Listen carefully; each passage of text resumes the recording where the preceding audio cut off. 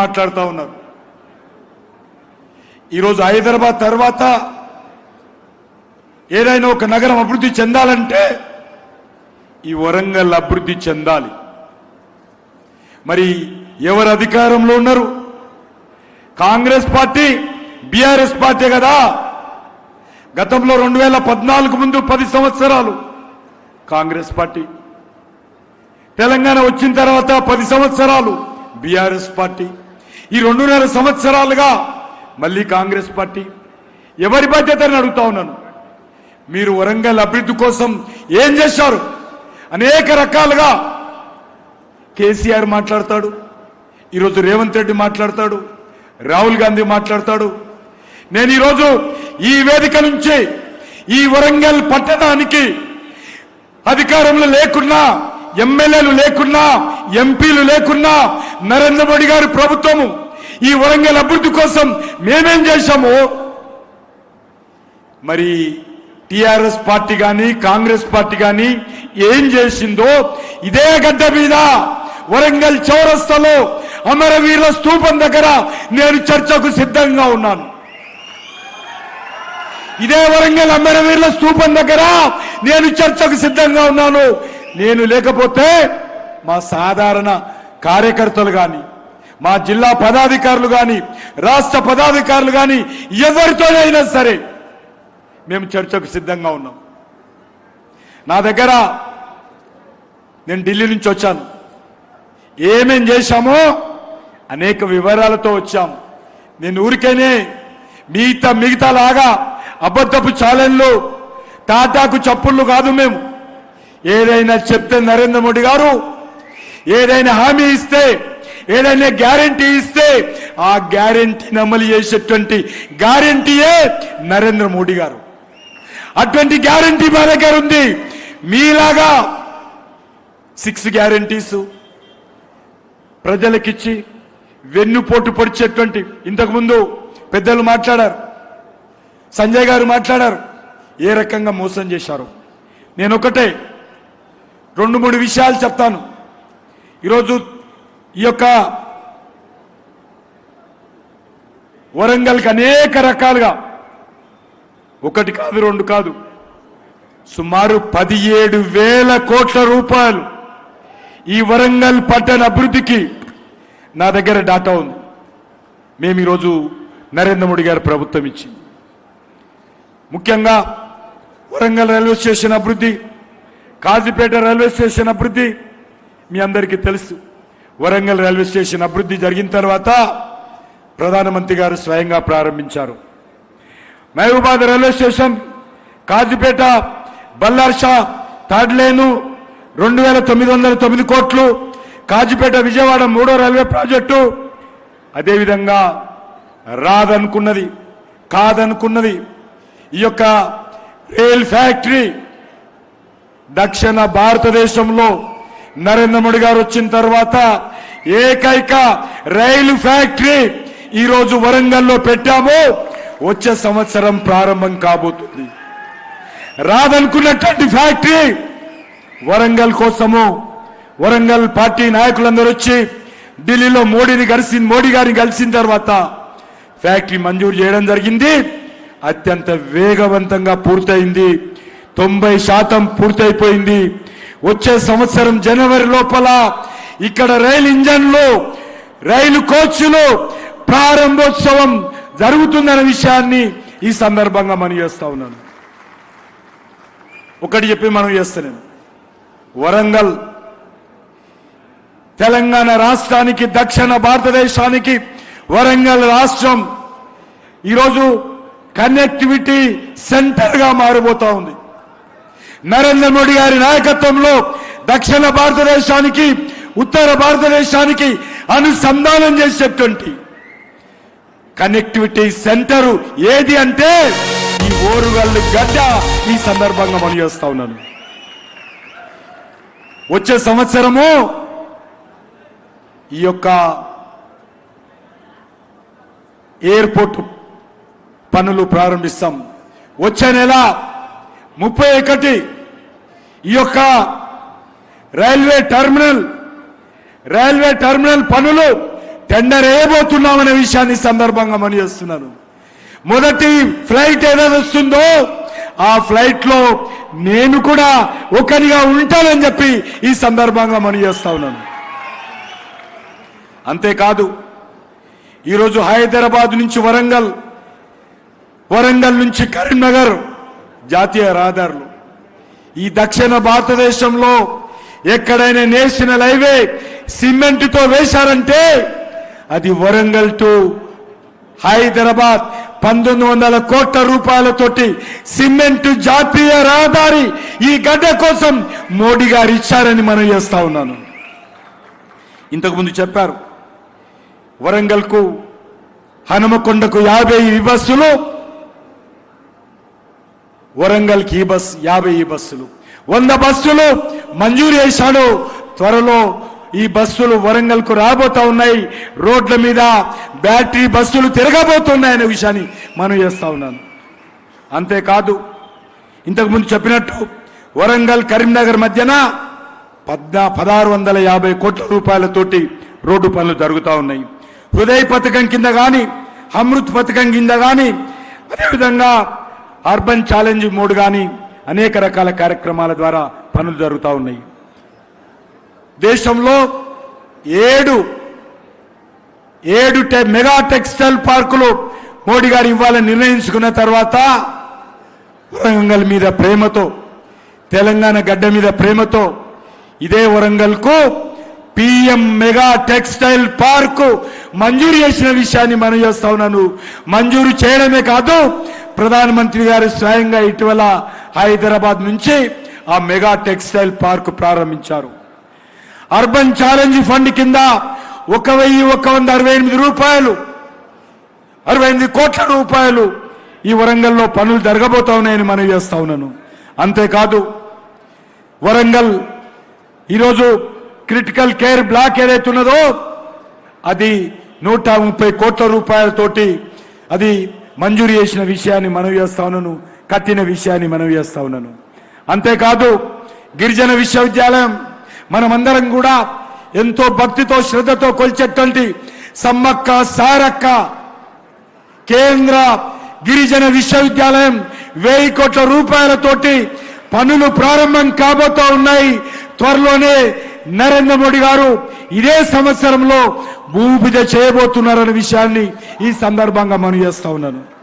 అంతేకాదు 110 ఏకలవ్య పాఠశాలలు, 77 PMC schools, అదేవిధంగా ఎంఎస్సి టెక్నాలజీ 400 సెంటర్లు ఈరోజు ఈ జిల్లాకు మంజూరు చేసిన విషయాన్ని మనం చేస్తా ఉన్నాను.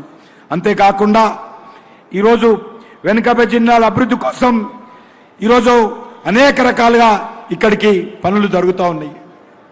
మన ఉభయ తెలుగు రాష్ట్రాలలో ఇప్పటి వరకు యునెస్కో గుర్తింపు పొందినటువంటి ఏ ప్రాచీన కట్టడం లేదు, ఏది కూడా లేదు 2 రాష్ట్రాలలో. కానీ మోడీ గారు వచ్చిన తర్వాత మన ఉమ్మడి వరంగల్ జిల్లా రామప్ప దేవాలయానికి యునెస్కో గుర్తింపు తీసుకొచ్చినటువంటి ఘనత నరేంద్ర మోడీ గారికి, భారతీయ జనతా పార్టీకి దక్కుతుందనే విషయాన్ని మనం చేస్తున్నాను. అంతేకాదు 1000 స్తంభాల గుడి మీరందరూ చూస్తుంటారు, లేకపోతే మీటింగ్ అయినాక వెళ్ళి చూడండి. మెయిన్ గుడి తర్వాత అక్కడ 1000 స్తంభాలు లేకుండే, సగం స్తంభాలే ఉండేది. కానీ 50 మంటపాలతో ఉన్నటువంటి 50 స్తంభాలతో ఉన్నటువంటి మంటపము 40 సంవత్సరాల క్రితం నుంచి లేదు. నరేంద్ర మోడీ గారు ఏ రకంగానైతే కాకతీయులు కట్టారో, ఏ రకమైనటువంటి కట్టడం ఉండిందో అదే రకమైనటువంటి శిల్పాలతో చెన్నై నుంచి, ఆంధ్ర నుంచి రాయిని తీసుకొచ్చి శిల్పులతో చెక్కించి ఈరోజు అక్కడ 1000 స్తంభాల గుడిలో అద్భుతమైనటువంటి కాకతీయులు కట్టినటువంటి మంటపాన్ని పునర్నిర్మాణం చేసినటువంటి ఘనత భారతీయ జనతా పార్టీకి, నరేంద్ర మోడీ గారికి దక్కుతుందనే విషయాన్ని మనం చేస్తా ఉన్నాం. ఆ రోజు మహమ్మదీయులు ముస్లింలు ధ్వంసం చేసినటువంటి నంది 1000 స్తంభాల గుడిలో ఉండింది. ఎక్కడెక్కడ గుడులుంటే ఆ గుడులను ఆ రోజు ముస్లిం రాజులు ఏ రకంగా దాడులు చేసి మన యొక్క సెంటిమెంట్ను అరిచి చేసే విధంగా వేలాది లక్షలాది దేవాలయాలను ధ్వంసం చేశారు. అందులో మన 1000 స్తంభాల గుడి రుద్రేశ్వర దేవాలయం కూడా. ఆ యొక్క నందిని ఈరోజు పునర్నిర్మాణం చేసి బాగా కనిపించే విధంగా చేసిన విషయాన్ని కూడా ఈ సందర్భంగా మనవి చేస్తా ఉన్నాను. మేడారంలో కానీ ములుగు, లక్కవరము, తాడ్వాయి, దామరవాయి, మల్లూరు, బోగత వాటర్ ఇవన్నీ కూడా టూరిజం కింద 100కు 100% నిధులు కేంద్ర ప్రభుత్వం ఇచ్చిన ఖర్చు చేస్తా ఉన్నాం. వరంగల్ కోటకు, Warangal port light and sound show మంజూరు చేశాను. ఈరోజు నేనే స్వయంగా దాన్ని ప్రారంభించిన విషయాన్ని మనవి చేస్తా ఉన్నాను. అదేవిధంగా ఈరోజు అనేక రకాలుగా పిఎం కిసాన్ నిధి కింద మన వరంగల్ జిల్లాలో 1841 కోట్ల రూపాయలు మన వరంగల్ జిల్లా రైతులకు మోడీ గారు వారి అకౌంట్లో నిధులు వేశారు. అంతేకాదు స్వనిధి పథకం కింద కావచ్చు, ఈరోజు ఒక పత్తి కొనుగోలు కోసం తెలంగాణ రాష్ట్రంలో నరేంద్ర మోడీ గారి ప్రభుత్వము 70,000 కోట్ల రూపాయలు ఖర్చు పెట్టింది. ఎక్కువ భాగము, సింహ భాగము వరంగల్ జిల్లా రైతాంగానికి ఉపయోగపడ్డది 70,000 కోట్ల రూపాయలు. ఈ ఒక్క సంవత్సరం అంటే ఇప్పుడు వర్తమానంలో కొనుగోలు చేశాం మొన్నటి వరకు. ఈ ఒక్క సంవత్సరమే 15,557 కోట్ల రూపాయలు పత్తి కొనుగోలు కోసం ఈ యొక్క కేంద్ర ప్రభుత్వం ఖర్చు చేసిందన్న విషయాన్ని ఈ సందర్భంగా మనవి చేస్తా ఉన్నాను. అంతేకాదు ఈరోజు స్మార్ట్ సిటీ కింద వరంగల్ పట్టణంలో ఏ రోడ్డు అయినా సరే, ఏ డ్రైనేజ్ వర్క్ అయినా సరే, ఏ బ్యూటిఫికేషన్ అయినా సరే ఈరోజు స్మార్ట్ సిటీ కింద నరేంద్ర మోడీ గారి ప్రభుత్వం ఖర్చులున్నాయి. నేను మీ జిల్లా అధ్యక్షులు ఇద్దరు కూడా ఈ డాటా ఇస్తాను. త్వరలోనే మళ్ళీ ప్రెస్ కాన్ఫరెన్స్ పెట్టి అన్ని విషయాలు కూడా ఎన్నికల ముందు తప్పకుండా నేను నగర ప్రజలకు తెలియజేస్తాను. మీ అందరు కూడా కరపత్రాల ద్వారా పంపిస్తాను. ఇప్పటికే దీని కింద మనము 70 ప్రాజెక్టులు సుమారు 1,385 కోట్ల రూపాయల పనులు 79 ప్రాజెక్టులు స్మార్ట్ సిటీ కింద వరంగల్లో పూర్తి చేశాం. మరొక 40 ప్రాజెక్టులు 414 కోట్ల రూపాయల ప్రాజెక్టులు ఇంకా పనులు జరుగుతూ ఉన్నాయి. అంతేకాదు ఈరోజు Warangal ring road 50% ring road 500 కోట్లతో ఈరోజు నరేంద్ర మోడీ గారి ప్రభుత్వం ఈరోజు నిర్మాణం చేసిందనే విషయాన్ని కూడా ఈ సందర్భంగా మనవి చేస్తున్నాను. మరి మేము ఇన్ని పనులు చేస్తే మరి ఈరోజు కేంద్ర ప్రభుత్వము ఏం చేసిందనే విషయాన్ని ఈ సందర్భంగా వాళ్ళు మాట్లాడుతూ ఉన్నారు. నేను ఒకటే ఈ సందర్భంగా మనవి చేస్తా ఉన్నాను. వరంగల్లో ఎమ్మెల్యేలు లేకున్నా, ఎంపీలు లేకున్నా, మేయర్ లేకున్నా ఇన్ని పనులు చేశాం. మరి మీరేం చేశారో చూపియండి. అందుకే ఈసారి మున్సిపల్ ఎలక్షన్స్లో మేము మోడీ గారిని అడగడానికి మాకు మరి ఖచ్చితంగా ఈ యొక్క వరంగల్ ప్రజల విశ్వాసం కావాలి, వరంగల్ ప్రజల యొక్క ఆశీస్సులు కావాలి. మేము మోడీ గారి దగ్గరికి వెళ్తాము. మోడీ గారు మాకు వరంగల్ ప్రజలు ఆశీర్వదించారు, వరంగల్లో మాకు మేయర్ గెలిపించారు, మీరు మరిన్ని నిధులు ఇవ్వండి అని చెప్పి మేము మోడీ గారిని అడగడానికి రేపు వచ్చే పార్లమెంట్ ఎన్నికల్లో ఏదైతే ఈరోజు తెలంగాణ ప్రజలు ఏ ఊరికి వెళ్ళినా, ఏ యువకుడిని అడిగినా, ఏ ఆడబిడ్డని అడిగినా, ఏ విద్యార్థిని అడిగినా, ఏ రైతుని అడిగినా, ఏ దళిత సామాజిక వర్గానికి సోదరిని అడిగినా ఒకటే మాట అంటున్నారు, అన్నా మేము కాంగ్రెస్ పార్టీ కోటేశాం, అంతకుముందు బీఆర్ఎస్ పార్టీ కోటేశాము, తెలంగాణను నిలువునా ఈ రెండు పార్టీలు ముంచారు, పూర్తిగా దోచుకున్నారు. ఈసారి ఖచ్చితంగా తెలంగాణ అభివృద్ధి కోసం డబుల్ ఇంజన్ సర్కారుగా ఈసారి భారతీయ జనతా పార్టీకి ఓటేస్తామని ఎక్కడికి వెళ్ళినా కూడా ఒకటే మాట, తెలంగాణకు సంబంధించినటువంటి IAS officers, IPS officers, police అధికారులు, రెవెన్యూ అధికారులు, ఈవెన్ రేవంత్ రెడ్డి దగ్గర ముఖ్యమంత్రి ఆఫీసులో పనిచేసేటువంటి సిబ్బంది కూడా నాకు కలిసినప్పుడు ఒకటే అంటారు, ఈసారి తెలంగాణ కోసం బీజేపీ రావాలి, తెలంగాణ అభివృద్ధి కోసం బీజేపీ రావాలి, తెలంగాణ అమరవీరుల ఆకాంక్షల కోసం బీజేపీ రావాలి, తెలంగాణ ప్రజల 4 కోట్ల ప్రజల యొక్క ఆకాంక్షల కోసం బీజేపీ రావాలి. అప్పుడే ఈ తెలంగాణ అభివృద్ధి చెందుతుంది. ఏం చేశారు మీరిద్దరు కలిసి? బీఆర్ఎస్ పార్టీ, కాంగ్రెస్ పార్టీ తెలంగాణను అప్పుల రాష్ట్రంగా మార్చారు. 10 లక్షల కోట్ల రూపాయలు ఈ 2 పార్టీలు కూడా అప్పులు చేసి తెలంగాణకు దగా చేశారు, తెలంగాణకు మోసం చేశారు. అందుకే ఈ వచ్చేటువంటి శాసనసభ ఎన్నికల్లో బీజేపీ గెలవబోతుంది.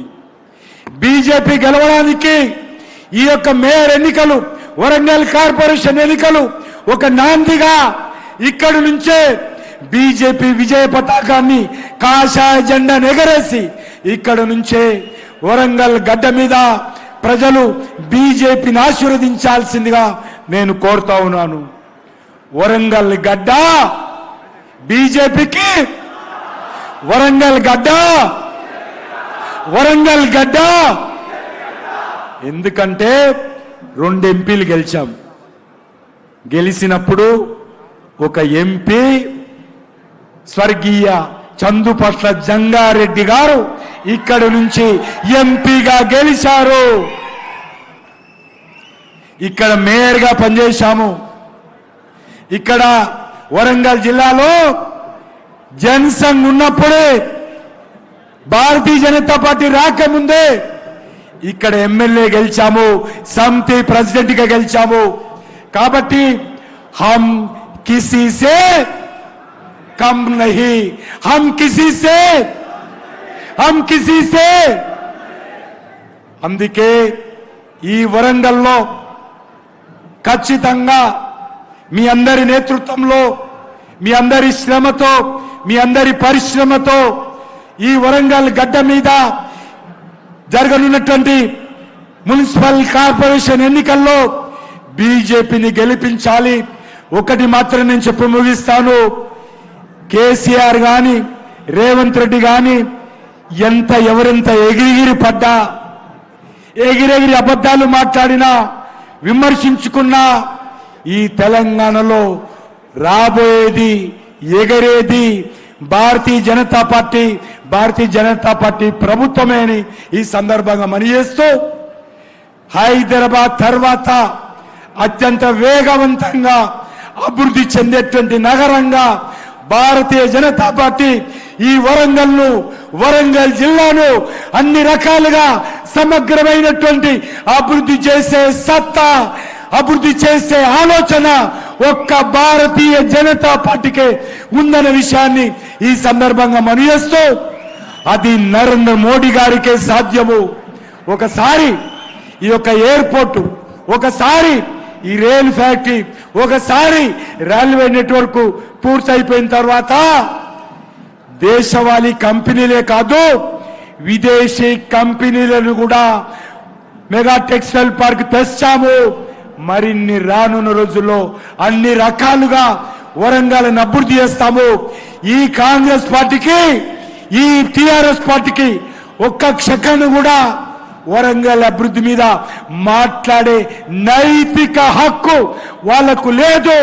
రేపెవడైనా ఓట్ల కోసం వస్తే నిలదీసి అడగండి, నిగ్గదీసి అడగండి అని చెప్పి కోరుకుంటూ సెలవు తీసుకుంటున్నాను.